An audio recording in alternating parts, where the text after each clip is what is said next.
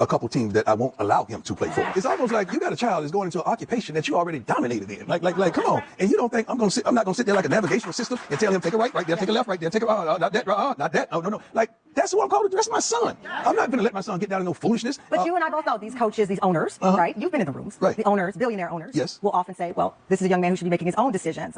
He's got this helicopter dad. Not my son.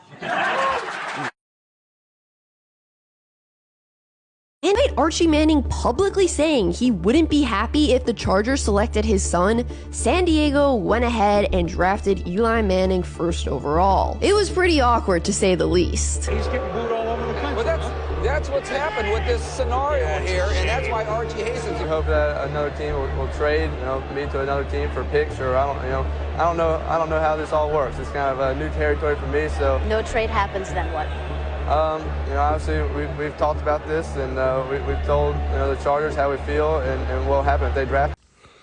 And what people don't realize is that Deion Sanders was a much better player than Archie Manning was.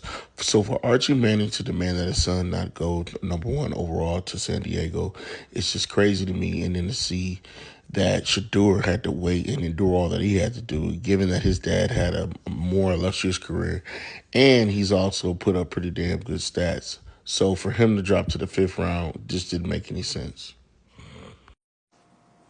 That's just how it's been. Like, that's just how the trajectory of everything been.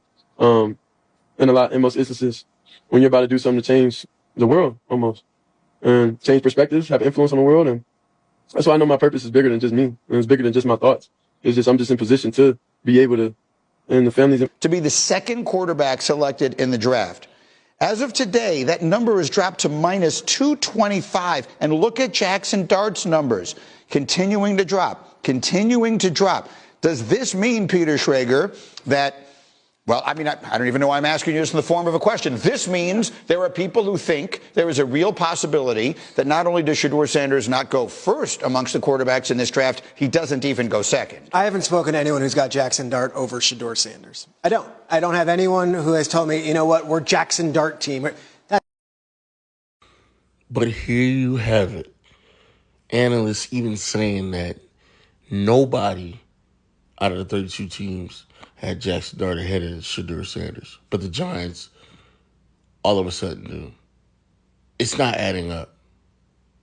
This was only a couple days before the draft.